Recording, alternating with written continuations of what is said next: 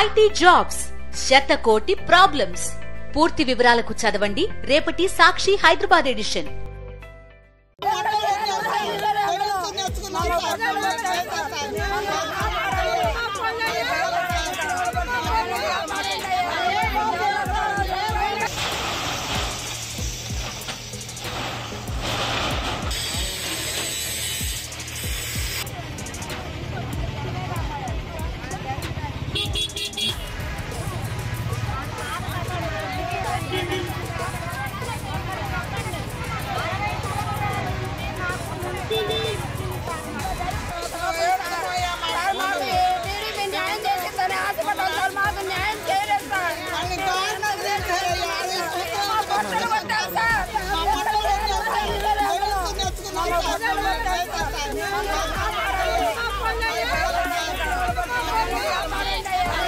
అందరికీ నమస్కారం సార్. యాదవ్ రాజేష్ అనే అతను మమ్మల్ని ఇబ్బంది పెట్టి నైట్ పడుకున్న వాళ్ళందరినీ కుక్కలేరు తీసుకొచ్చి పోలీసు సిబ్బందిని మొత్తాన్ని తీసుకొచ్చి మొత్తాన్ని నెట్టేపించాడు సార్. మా పట్టుకుట్టి కొడతాను కోసం 15 ఏళ్ల బట్టి సార్ మమ్మల్ని ఎంతగా ఇబ్బంది పెడుతున్నాడో, మమ్మల్ని ఎంత ఆడవాళ్ళమని కూడా చూడకుండా అసభ్యంగా మాట్లాడతాం సార్. దయచేసి అధికారులందరూ పవన్ కళ్యాణ్ గారు, చంద్రబాబు నాయుడు గారు మేమందరి దగ్గరికి, కలెక్టర్ దగ్గరికి, పోలీసుల దగ్గరికి, సిఐ దగ్గరికి, ఎస్పీ దగ్గరికి, కమిషన్ దగ్గరికి, కమిషనర్ గారు అయితే మేము వస్తాము, చూస్తాము, ఏం చేస్తాము, మొత్తం మీరు తీయాల్సిందే అని అంటున్నారు సార్. కమిషనర్ గారు లంచాలు తీసుకున్నారు సార్. పోలీసులు అయితే, అధికారులు అయితే మమ్మల్ని లాగి చేతులతో లాగి లాఠీలతో కొట్టి లోపలికి తీసుకెళ్లారు సార్. మేమేం చేయగలం, వాళ్ళు చెప్పారు మమ్మల్ని తీయమంటున్నారు సార్. మాకు న్యాయం కావాలి సార్. మా పట్టుకోటి మీద కొట్టారు సార్. దయచేసి మీరు ఇన్న వాళ్ళందరూ, మమ్మల్ని చూసిన వాళ్ళందరూ, ఇంతమంది 100 మంది 1000 మంది బతుకుతున్నాం సార్. మేము ఒక్కొక్క షాప్ మీద 4 కుటుంబాలు బతుకుతున్నాం సార్. దయచేసి మీరు ఇన్న వాళ్ళందరూ మమ్మల్ని కాపాడండి సార్. మమ్మల్ని రోడ్డు మీద వేశారు సార్. ఈ రోజు నుంచి మేము ఎలా బతకాలి సార్? చావడం తప్ప మాకు వేరే దారి లేదు సార్. దయచేసి ఇన్న వాళ్ళందరూ మమ్మల్ని కాపాడండి సార్. మీరందరూ అధికారులందరూ అందరి కాడికి పవన్ కళ్యాణ్ గారి దగ్గర కూడా వచ్చాము సార్. మేము 10 సార్లు 100 సార్లు ఫోన్ చేశాం సార్. సార్ మమ్మల్ని కాపాడండి, మేము అర్జీ పెట్టుకున్నాము, నెల పైన అవుతుంది, మమ్మల్ని ఎవరు కాపాడలేదు సార్. సార్ ఒక్కసారి వినండి సార్. మీరు మమ్మల్ని గెలిపించుకుంటే మరి వింటారని మేమందరం కలిసి మీకే వేసుకున్నాం సార్. దయచేసి మీరు పార్టీ వస్తుంది, మేము బతుకుతాము.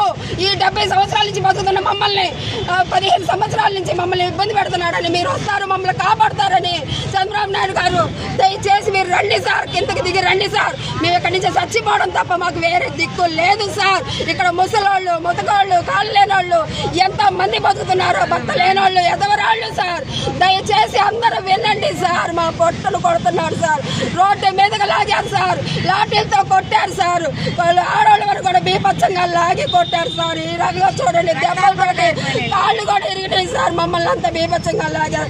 దండాలు పెట్టుకున్నారు సార్. మా పొట్ట కొట్టొద్దని దండాలు పెట్టుకున్నాం సార్. దయచేసి ఇన్నాళ్ళందరూ మమ్మల్ని కాపాడండి సార్. దయచేసి కాపాడండి. ఇంతకన్నా మేమేం చెప్పాలి? రోడ్డు మీద పడ్డాం సార్. రోడ్డు మీద మా మోటార్లు అన్ని కూడా రోడ్ల మీద వేసేసారు సార్. అన్ని పగలు కొట్టేసారు సార్. నైట్ అర్ధరాత్రి కాడ వచ్చి మమ్మల్ని అందరూ లాగేశారు సార్. ఇది ఎక్కడ న్యాయం సార్? అసలు సార్ మాకు ఏది ఆప్షన్ ఏది చూపించకుండా మమ్మల్ని ఏ రకంగా లాగేటం, మేము ఎలా బతకాలి, మేము ఏ రకంగా బతకాలి?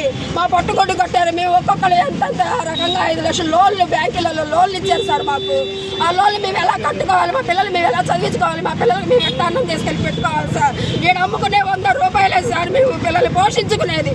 దయచేసి అధికారులందరికీ నమస్కారం, కాళ్ళకు నమస్కారం చేస్తున్నాం. మిమ్మల్ని గెలిపించుకున్నందుకు మాకు న్యాయం చేయండి సార్. మాకు అధికారం వచ్చింది, మమ్మల్ని కాపాడతారు. మేము ఎంతగానో అడిగాలి సార్. మిమ్మల్ని గెలిపించుకున్నాం. దయచేసి మీరు రండి సార్, దిగి రండి సార్. మీరు ఇన్నట్లయితే అతన్ని మీరందరూ కలిసి రండి సార్. మీ కాళ్ళు పట్టుకుంటారు సార్. దయచేసి రండి సార్. పవన్ కళ్యాణ్ గారు, లోకేష్ గారు, చంద్రబాబు నాయుడు గారు మీరందరూ అక్కడ పై నుండి కాదు సార్, దిగి రండి సార్. ఈ న్యాయం చూడండి సార్. మేము ఇంతకన్నా మీకు ఏం చెప్పగలం సార్? రండి సార్. నా వయసు 48 సంవత్సరాలు. నేను పుట్టక ముందు నుంచి మా పెద్దలు ఈ పాత బట్టలు అమ్ముకొని వ్యాపార జీవనం సాగిస్తున్నారు. ఈ 15 సంవత్సరాల క్రితం ఈ రాజేష్ అనే అతను నా హద్దు వరకు తీసేయమని చెప్పాడు. ఒకళ్ళు తీస్తే మిగతా వాళ్ళు కూడా మొత్తాన్ని తీసేస్తారు, ఇదే ప్రకారం జరిగిందనే ఉద్దేశంతో మేము తీయమని చెప్పాము. అతనికి 2 పక్కల రోడ్డు ఉంది. ఈ బట్టల మార్కెట్ కూడా 1970లో గుంటూరు నగరంలో అక్కడక్కడ పాత బట్టలు అమ్ముకునే వాళ్ళు తీసుకొచ్చి ఇదే కార్పొరేషన్ వాళ్ళు ఇక్కడ ఖాళీ స్థలం ఉంది, ఇక్కడ మీరు బతకండి అని ఈ కార్పొరేషన్ చూపించిన ప్లేస్ అండి అది. ఇతను తీయమని చెప్తే మేము తీయమని అన్నాము. అతను కోర్టుకు వెళ్ళాడు. అతనితో పాటు మేము కోర్టుకు వెళ్ళాము. మా తరఫున సాక్ష్యం అతన్ని మేము పెట్టాము. ఆ సాక్ష్యం అతనికి అమ్ముడు పోయాడు. అది మందుకు అమ్ముడు పోయాడా, 1000-2000 అమ్ముడు పోయాడు. ఆ సాక్ష్యం మాకు వ్యతిరేకంగా మేము పెట్టుకున్న సాక్ష్యం మాకు వ్యతిరేకంగా చెప్పడం వల్ల కోర్టులో అతను ఫేవర్ అయ్యాడు. దానివల్ల మేము కోర్టులో ఓడిపోయామండి. 300 నుంచి 400 కుటుంబాలు రోడ్డున పడ్డాయి. ఈ రోజు కనీసం పాత బట్టలు తీసుకోవడానికి ఒక కోట్లో వచ్చేసరికి 50 రూపాయలు సరిపోతుంది. ఒక 200-300 షాపులు ఉన్నాయి. ఆ బట్టలు తీసుకోవడానికి కూడా ఈ కార్పొరేషన్లు కానీ ఎవరో మాకు అవకాశం కూడా కల్పించలేదు. దయచేసి సరే కోర్టు ధిక్కార ప్రకారం మేమే చేయము. ఇక్కడ తీసేసినా సరే ఈ కుటుంబాలకి ఎక్కడన్నా న్యాయం చేయమని కోరుతున్నామండి. నాయకులు మొత్తాన్ని మేము తెలియపరిచేది అది. భర్త చనిపోయి ఉన్నారు, పిల్లలు లేని వాళ్ళు ఉన్నారు. చాలా మంది ఎప్పుడు తెచ్చుకుంటే ఇప్పుడు బతకాలండి. వీళ్ళ ఉసురు రాజేష్ అనేవాడికి తప్పకుండా జరిగిందండి. ఆ పైన దేవుడు అనేవాడు ఉన్నాడు, పనిష్మెంట్ వేస్తాడు త్వరలోనే. వీళ్ళందరికీ కొంచెం గవర్నమెంట్ని ప్రభుత్వాన్ని కోరుతున్నాను. నీడ లేదండి, తెచ్చుకుంటేనే తినాలి ఏ రోజుకి ఆ రోజు. మా పెట్టుకున్న సాక్ష్యం అమ్ముడు పోవటం వల్ల మేము ఈ రోజు రోడ్డు పడ్డాము. అదండి, దయించి మా అందరికి న్యాయం చేయమని కోరుతున్నాం.